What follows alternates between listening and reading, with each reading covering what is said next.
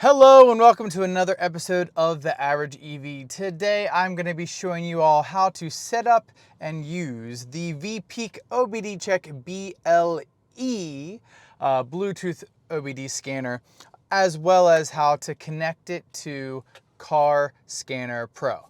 Let's get into it.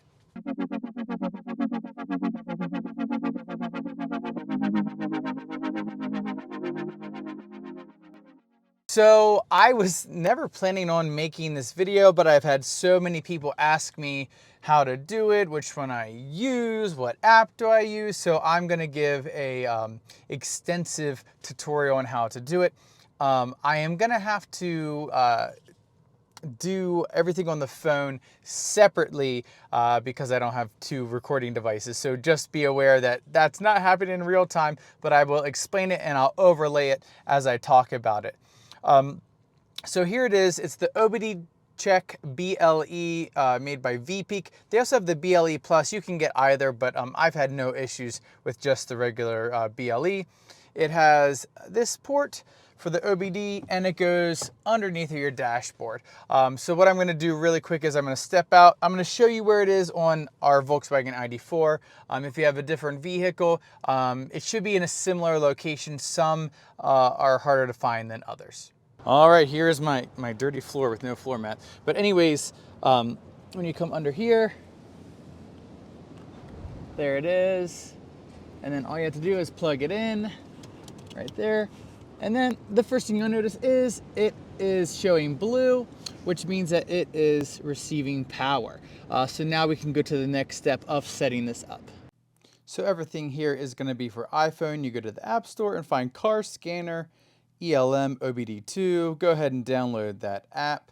You are going to have to set up the subscription to be able to use this app, but in my opinion, it's worth it if you want to use it. Then once you get the app installed, you're going to go in, get everything set up. Here it's just telling you that you need an adapter. I like the dark theme, so I select that. You can set whatever units you want. I just like to have Celsius instead of Fahrenheit, but that's a personal preference. And then I set power to kilowatt just because that's how electric cars are described in kilowatts, not horsepower generally. Then you select your make and model. You can add more cars later if you'd like. Here I'm adding Volkswagen. And then you have to scroll down and find one that your car is in. Here this one says EV MEB and it has the ID4. Then select there, electric vehicle for fuel. And then what you do at the bottom, you hit connect. And then you click Bluetooth LE. Then it's going to go to Bluetooth. You're going to look for it. There it is, Veepeak. You select it, click next, and then you are good to go. You can go ahead, click connect. It'll connect to it. Both the things will be green at the bottom. Yep, connected. And then you click on dashboard and you can look at all the information for your EV. Each different vehicle has its own kind of setup, and this is a setup for Volkswagen vehicles. I actually like it and I just keep it the same. I don't change anything about it. Real quick, I'll explain some of the different options you have here. SoC BMS is basically the actual state of charge of the vehicle, and then SoC display, state of charge display, is what you see on your car. High voltage battery energy content is how much energy is in your car. Battery. Then you have the voltage of your battery, how many amps are being pulled or put in to your battery. DC power is the volts times amps. So right now, not really using a lot of power from the battery. Has your min temp, which is the lowest temperature in any of the cells in my battery, and then the max temp. The battery inlet, and that's how they cool it down.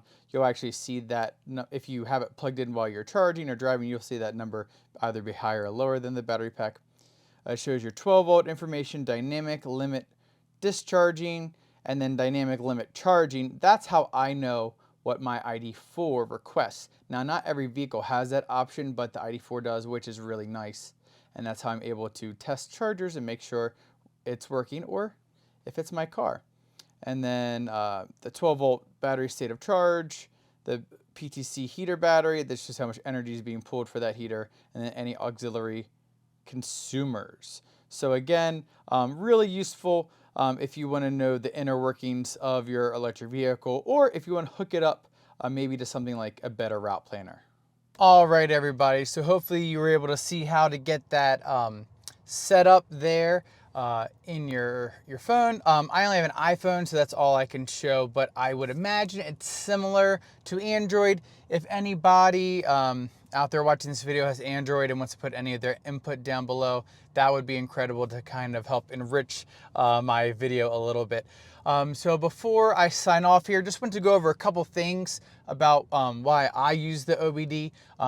I use it again so I can use the Car Scanner Pro app, and it shows me all the information about my battery, so I know whether my battery is warm or cold. So if I go to a charger, I can figure out whether it's an issue with the charger or if it's an issue with my vehicle. Most of the time, it's the vehicle actually not having a warm enough battery. But it's good to know for sure, which is pretty cool. Another reason I like to, why I have the OBD scanner is because I have the app A Better Route Planner. I already have another video about how to set that up, so I'll link that above. That's why I didn't include that information in this video.